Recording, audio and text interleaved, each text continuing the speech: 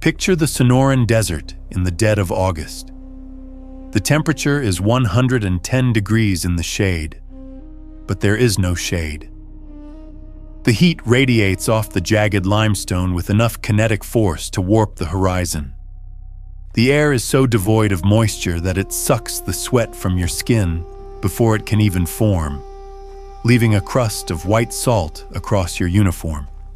It is 1886. The United States military has deployed a quarter of its entire standing army, 5,000 regular troops, backed by thousands of Mexican soldiers across the border. They have established a network of heliograph stations, flashing mirrored signals across the peaks. They have cavalry columns, supply trains, and repeating rifles. They are scouring the Sierra Madre Mountains in a massive, coordinated dragnet. Who are they hunting? They are hunting 35 people. Not an army, not a regiment. A band of 35 exhausted, starving humans, encumbered by women and young children. At their head is a man in his 60s, his face carved by a lifetime of war and grief. His name is an incantation that makes the entire American Southwest lock its doors. Geronimo. How does a quarter of the United States military spend over a year failing to catch 35 people in a barren wasteland? Because the United States Army was fighting a war of geography. The Apaches were fighting a war of absolute, merciless survival. Today, we are conducting a raw anatomical examination of the Apache Wars. We are stripping away the sanitized myths of the frontier to look at the ultimate asymmetric conflict. We are going to break down the grueling physiology of the desert warrior, the cold mechanics of the raiding economy, and the tragedy that turned a man into an unkillable phantom. To understand why the American cavalry failed, you must first understand the environment.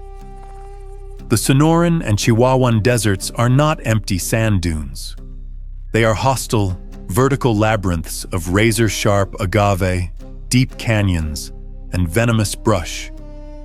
A European-descended soldier dropped into this environment with a canteen and a rifle will be dead from hyperthermia and dehydration within 48 hours. His organic framework simply cannot process the thermal load. The Chiricahua Apache did not just survive in this environment. They were forged by it. Their physiology and their training were optimized for extreme scarcity. The training of an Apache boy was a masterclass in pushing the human machine past the point of mechanical failure. They did not train for strength. They trained for an impossible level of aerobic endurance. One of the foundational exercises involved a mouthful of water. An elder would fill a young boy's mouth with a sip of water. The boy was then ordered to run up the side of a mountain, often carrying a heavy stone, and run back down. If he swallowed the water, or if he spat it out, he failed. This was not a ritual. It was a brutal, calculated physiological hack. By forcing the mouth shut, the body is forced to breathe exclusively through the nose. Nasal breathing filters the dust, but more importantly, it retains internal moisture. It slows the heart rate and trains the body to operate efficiently under a severe oxygen deficit. While a U.S. cavalryman was panting heavily, losing precious hydration with every open-mouthed breath, the Apache warrior was gliding up the rock face, his cardiovascular system operating with absolute silent efficiency. Then came the mastery of the void. We think of camouflage as wearing green and brown clothing. The Apache approach was total environmental assimilation. When an Apache war party needed to disappear, they did not hide behind the rocks. They became the rocks. They understood the thermal and visual signature of the desert. They would strip naked, smear their bodies with wet mud, and press crushed leaves and local dust into their skin. They would bury themselves in the shallow, scorching dirt, leaving only a tiny breathing hole, or wedge themselves into the crevices of a cliff face, perfectly matching the color of the limestone. Cavalry patrols recorded terrifying instances of walking through a seemingly empty canyon, checking every shadow, only to realize the boulders they had just walked past were breathing. The Apache could lie motionless in the baking sun for 12 hours without twitching a muscle, letting a column of 500 American soldiers pass within spitting distance. It was a level of somatic control that the European mind could not comprehend. The United States military operated on a doctrine of territorial control. You take a hill, you build a fort, you hold the ground. The Apache understood that holding ground in a desert is a liability. It makes you a static target. They operated on an entirely different economic doctrine: the raid. To the Apache, war was not about conquest. It was a logistical supply chain. For centuries, they had waged a low-intensity, high-yield war against the Spanish, the Mexicans, and the Americans. They viewed the sprawling Mexican ranches of Sonora and Chihuahua not as sovereign territories, but as unmanaged pantries. Why waste calories trying to farm in the desert when the Mexicans were already raising cattle, horses, and corn? The Apache perfected the art of extraction. A war party would strike a ranch at dawn. They did not engage in pitched battles. They utilized a kinetic, high-speed strike, killing anyone who resisted, taking the weapons, capturing the livestock, and evaporating into the mountains before the local garrison could finish saddling their horses. But the true genius of the Apache machine was the logistics of their retreat. When the U.S. cavalry pursued them, the Americans treated their horses as valuable military assets. They rested them, watered them, and fed them grain. The Apache treated the horse as a disposable organic fuel cell. When a war party retreated, they would ride the stolen horses at a brutal, lung-bursting pace up the steepest, most treacherous inclines of the Sierra Madre. They rode until the animals' hearts literally ruptured from the strain. When a horse collapsed, the Apache did not stop to mourn. They immediately slit the animal's throat, drank the warm blood for hydration, carved off the best cuts of raw meat, and continued on foot. They could transition from light cavalry to elite light infantry in a matter of seconds. They would climb up the vertical rock faces where American cavalry horses would snap their legs. They would eat the horse meat raw, sitting on a high cliff, watching the exhausted, dehydrated American soldiers stumble through the canyon below. By utilizing the livestock they stole as both transport and rations, the Apache completely eliminated the need for a supply train. They carried their logistics in the veins of the animals they rode. It was a ruthless, zero-sum equation that a regular army, tethered to heavy wagons and supply depots, simply could not calculate. To understand the final, desperate holdout, you must understand the man who led it. We know him as Geronimo, but that was not the name he was given. He was born Goyakla, meaning the one who yawns. He was a respected hunter and a medicine man of the Bedonkohe band, not a chief. His life was not defined by ambition, but by a single catastrophic afternoon in 1858. Goyakla and the men of his band had traveled into Mexico to trade in the town of Llanos. They left their families at a camp outside the town called Cochise. While the men were away, a heavily armed column of Mexican troops, commanded by Colonel Jose Maria Carrasco, ambushed the unprotected camp. When Goyakla returned, he did not find a camp. He found a slaughterhouse. Lying in the bloody dust were the bodies of his elderly mother, his young wife Alope, and his 3 small children. The human mind has a breaking point. When the organic framework is subjected to absolute, incomprehensible grief, It can either collapse, or it can undergo a terrifying transformation. On that day, Goyakla died. What rose from the dust was a machine fueled entirely by vengeance. He led a retaliatory strike against the Mexican army.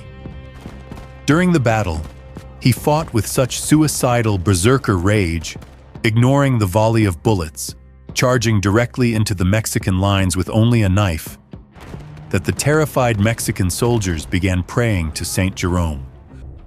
"Geronimo! Geronimo!" they screamed as he cut them down. The Apache heard the name, and it stuck. But it wasn't just rage that protected him. To the Apache, Geronimo possessed power. He was a shaman who had experienced a vision. It is said that Usin, the creator, spoke to him and told him that no bullet would ever kill him. Whether you believe in the mystical or the statistical, the physical reality of Geronimo's life defies medical explanation. He was a walking repository of lead and trauma. Over his lifetime of constant warfare, he was shot in the right leg. He was shot through the left arm. He took a bullet to the face, the lead passing through his cheek. He was struck in the back, the bullet grazing his spine. By all the rules of 19th century medicine, he should have died of sepsis, blood loss, or gangrene a dozen times over. But his organic framework refused to shut down. He would pack his wounds with desert herbs, endure the agonizing pain in silence, and return to the warpath within weeks. To his followers, he was a living god of war. To the Americans and Mexicans, he was an unkillable demon who could walk through fire. By 1885, the Apache way of life had been almost entirely liquidated. The vast majority of the Chiricahua were trapped on the San Carlos Reservation, a desolate, malaria-infested patch of Arizona wasteland, affectionately referred to by the soldiers as Hell's 40 Acres. But Geronimo and a small band of 35 holdouts refused to rot in a cage. They broke out, triggering the final, most expensive, and most frustrating manhunt in American history. General George Crook, and later General Nelson A. Miles, brought the full weight of the industrial age against them.